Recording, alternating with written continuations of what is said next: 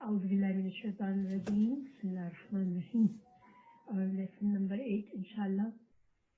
So far we have read in Surah Fatiha أعوذ بالله من الشيطان الرجيم بسم الله الرحمن الرحيم الحمد لله رب العالمين الرحمن الرحيم مالك يوم الدين. So in these 4 ayahs, what did we learn?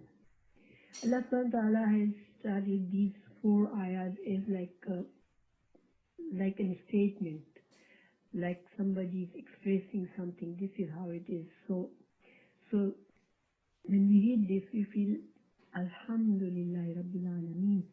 So we know, we think about Allah, that Allah, all praises are for Allah, who is Rabbil Alameen. So it's like introduction. It's introduction of Allah subhanahu wa ta'ala. Allah ta'ala is starting Quran with his introduction. Who is Allah?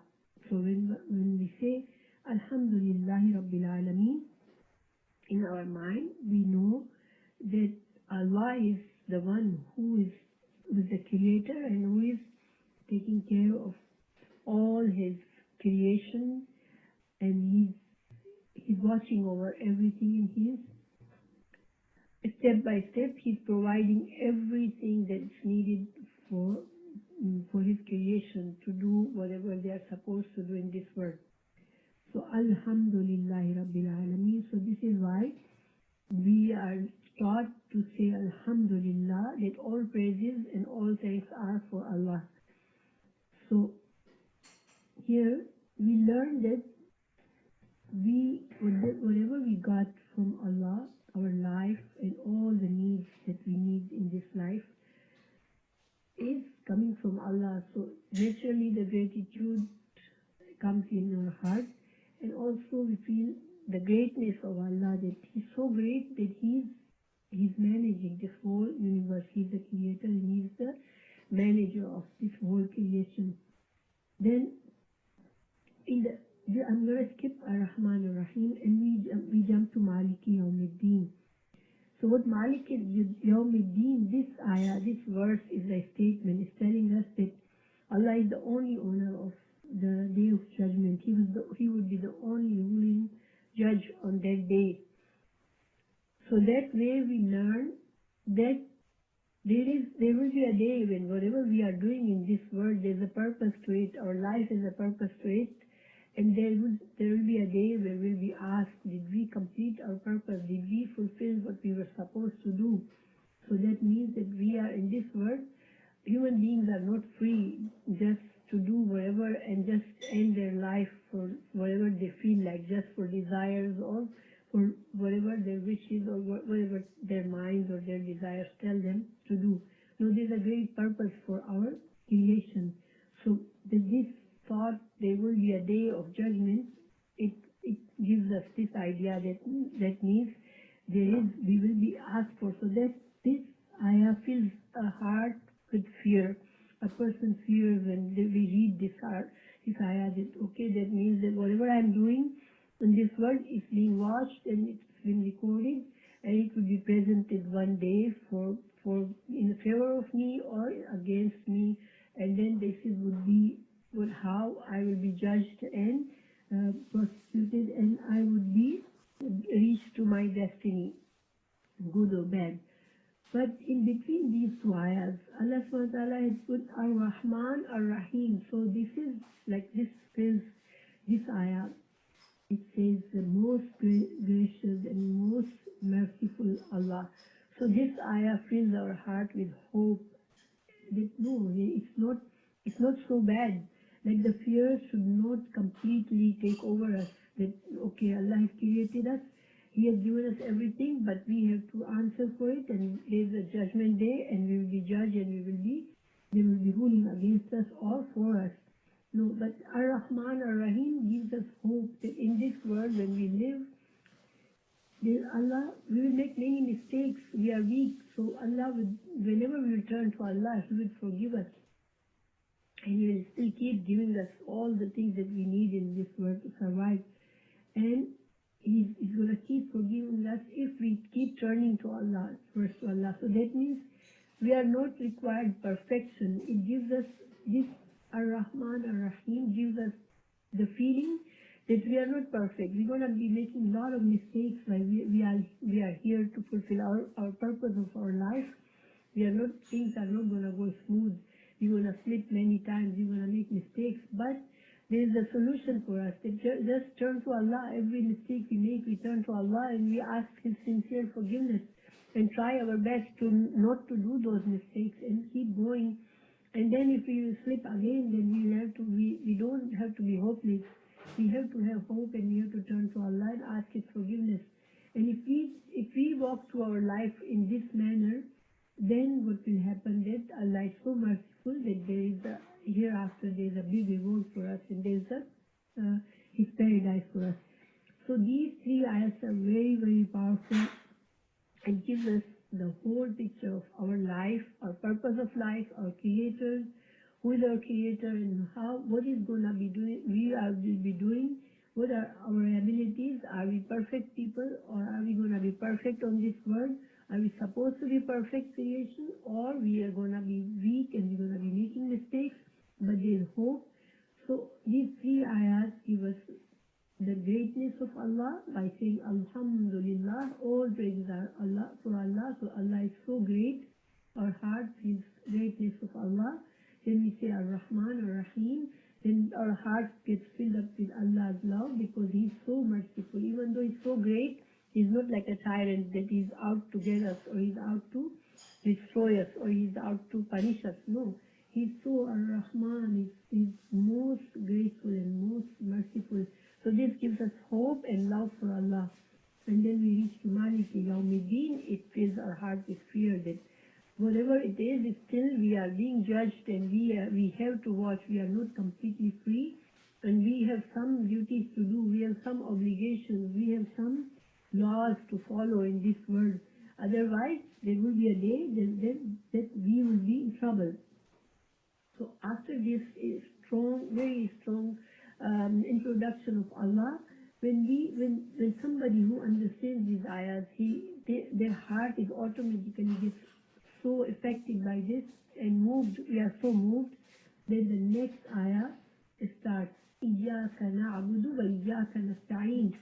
Now in this ayah, it's like a direct conversation of a human to Allah direct. Like before, it was like a statement. It's like a third person. We are reading those three ayahs, the first three ayahs. It's like we are looking at Allah's attributes. We are thinking and we are learning about His attributes and we are feeling the love or fear or hope for Allah by reading all these things. But when we did this, then our hearts are so full of these emotions for Allah that our tongue starts to say, إِيَّاكَ نَعْبُدُ. Like a slave is like shouts to Allah, Ya Allah, we just worship you only. We only worship you. إِيَّاكَ نَعْبُدُ means worship and only worship you. That means that there's no one else that we worship. We only worship you. Now the word na'budu is made of ayn, bada, abd. Abd is also used for slave. A slave is somebody who has no rights, he is completely dependent on his owner, his master, and he does whatever the master says.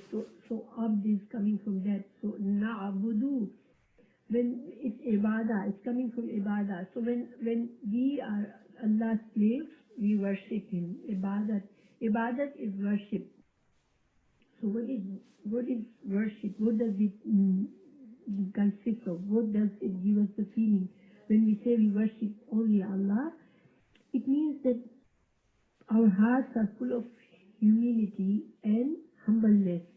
We think of ourselves as nothing. We are very insignificant when we are in front of Allah. We are, no matter how much a person is intelligent or powerful or whatever we possess in this world, but still every human being is his being.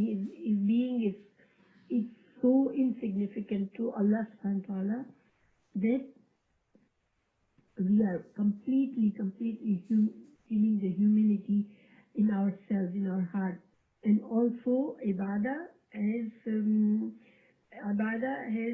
love in it too. So when the word ibadah includes love and humility in our hearts and complete submission. When a person realizes that he is just a slave, he is nothing, he has no rights in front of somebody, then he feels complete, he has to submit completely.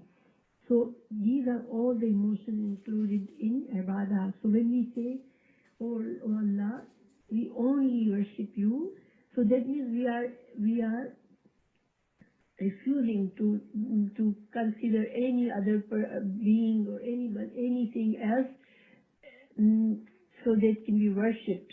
Only Allah can be worshipped.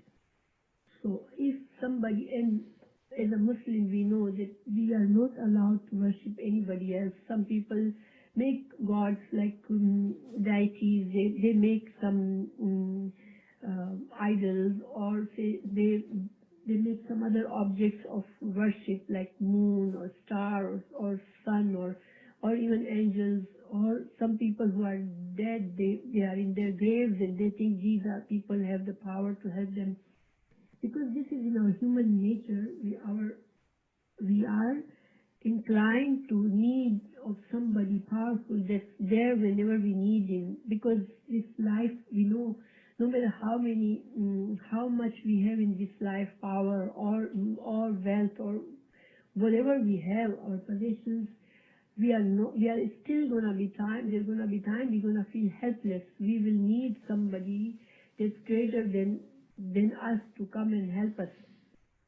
And this is how the life is designed, and this is how our hearts are, that they need an object of worship. This is the reason why people, when they don't worship Allah, they find other deities, other objects of worship, just to keep their mind, just to feel safe, or just to fulfill this need of their heart to have a object of worship. But Allah, this is a shirk. We are not, whoever does the shirk, Allah says he is like doing zulm. He's not giving Allah the space. Allah is what is his estate. Like this is his right to be worshipped because he is the creator. Has all the matters in his hand. But if somebody doesn't accept this and they choose other partners, then they are doing shirk. It doesn't matter if it's some prophet that you make it to worship, like Jesus, what you call it, Christians think that Isa alayhi salam is the son of God and they worship him. So Isa alayhi salam, of course, is Allah's prophet. He was Allah's prophet and Allah loved him. But Allah does not allow somebody, even if he loves him, Allah doesn't allow somebody to make that person God. So if whoever does this, then they are doing injustice to Allah. They are being unjust to Allah, and Allah, this makes Allah very angry. So when we say Iyyaka na'budu, so we are actually saying, Allah, we worship you, and we don't worship anybody else, only you. Then when we say that, then the next part of ayah is Iyyaka nasta'een, and only you we seek help. So why does help? We need help from Allah for everything, but why especially here with the ibadah? Because to worship Allah and to be submissive, to submit yourself completely to Allah, is a very, very big thing. It's not an easy thing to do, and this is why we need Allah's help. Allah is the only one who could help us, and we have to ask Allah's help for in this matter, so we can realize what is our purpose in our life and what is our place in this life. We don't think we are independent of anybody, and we can do whatever we desire, and we are free of Allah's. And we just don't worship Allah. We don't do anything to show our gratitude to Allah, and still we feel like, okay, we are good people in this world because we are not doing anything wrong. No, this is the wrong concept. We have to recognize Allah and we have to recognize what His rights are. This is why we say, oh Allah, only you we seek help from. So when we seek help from only Allah, does it mean that we cannot ask anybody for any help in this world? No, it doesn't mean that. Because Allah has given many resources to many different people. Some people have wisdom, some people have knowledge, some people have learned in this world to do some specific things like a doctor, or somebody is a lawyer, or somebody has other positions that they are in a position to help other people, and we do seek their help for those matters. But Allah's help is different than any other help. His help is beyond boundaries, and His help is beyond any, we cannot like imagine. He doesn't need any resources. All the resources belong to Him. He's the creator of all the resources. So when seek Allah's help means we believe that, okay, anybody could help us, like a doctor could help us get better, but he can only do enough. If Allah doesn't want, a doctor cannot help us. Any other person can help us only as much as Allah has allowed him to do this. But Allah is not bound to, Allah's help is not bound to anybody. He can help us beyond any limits. So this is what we say, Iyyaka nasta'in. And when we say direct to Allah, that means because we have read before the ayahs and we understood about Allah, and we understood about our position, and we understood our mission and what we are supposed to do, then we are saying, Allah, okay, we are going to fulfill this mission. You have created us for, but we will need your help in this. So you help us to make it easy for us. So inshallah, this is our lesson for today. May Allah accept us and accept it from us, and may Allah help us understand the true meaning of it and make us act up